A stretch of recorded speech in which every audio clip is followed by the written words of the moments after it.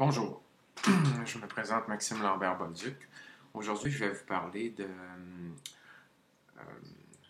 des principes que M. Nikola Tesla avait travaillé au début du siècle pour récupérer l'énergie, entre autres de la Terre. Donc, on va se concentrer sur le magnétisme de la Terre pour produire de l'électricité courante dans les maisons. Donc, M. Tesla avait en premier lieu développé, il était arrivé à trouver la résonance de la Terre. Aujourd'hui, au niveau scientifique, on appelle cette résonance, c'est la résonance de Schumann. Cette résonance, magnétisme, c'est ce qui fait agir nos boussoles vers le nord ou enfin au sud, vers le sud. Donc, ce magnétisme, c'est un méga électroaimant sur lequel M. Tesla se branchait et réussissait à en sortir de l'électricité. Et je vais vous expliquer de quelle façon il fonctionnait, il procédait. Donc, ça prend une antenne. L'antenne, elle doit être ajustée à la résonance de la Terre, la résonance de Schumann. Présentement, elle est rendue autour de 16 Hz. Par contre, dans le passé, puis durant une longue période, durant l'époque de M. Tesla, la Terre était aux alentours de 7,8 Hz. Présentement, la Terre est en augmentation. J'en parlerai plus en détail un peu plus loin, le pourquoi, puis les effets de tout ça. Enfin, si on veut récupérer l'énergie magnétique de la Terre, il faut créer une antenne qui résonne sur la fréquence de Schumann, qui est à 16 Hz. Le principe est simple, c'est un peu comme un diapason. Il faut créer un morceau de métal qui résonne à cette fréquence. Donc, si on prend un diapason qui fait un sol, si on prend une corde de guitare qui est ajustée à sol, elle va faire vibrer le diapason quand on va l'autre. Ils sont en résonance l'une l'autre. Donc, c'est le principe. Il faut fabriquer une antenne qui résonne sur la fréquence de la Terre.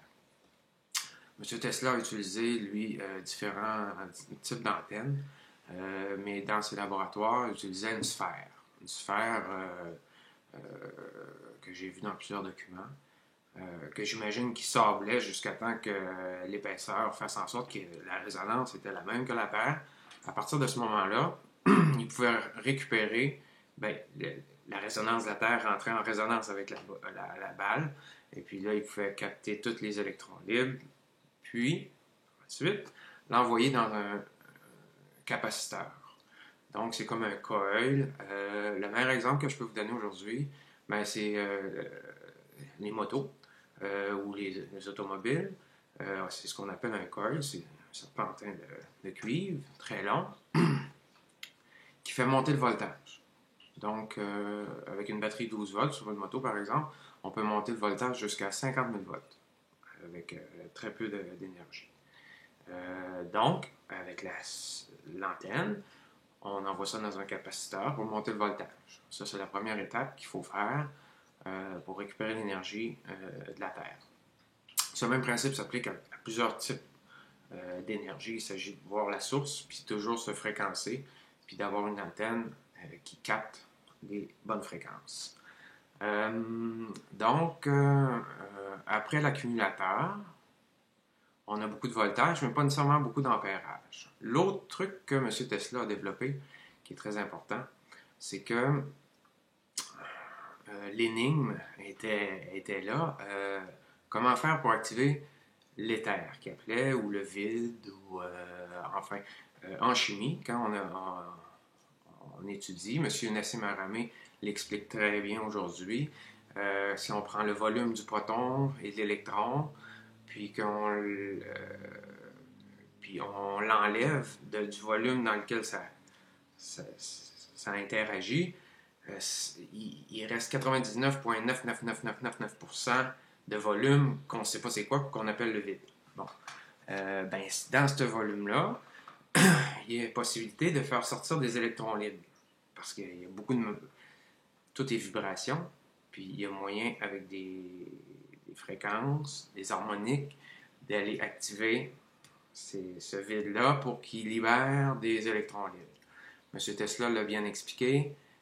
Pour faire ça, la façon la plus efficace, il y a d'autres façons, mais pour aller vraiment chercher plusieurs électrons libres, de les libérer, c'est le ratio est 1 million de volts à 0,1 ampère ou 100 000 volts à 1 ampère ou 10 000 volts à 10 ampères ou 1000 volts à 1000 ampères.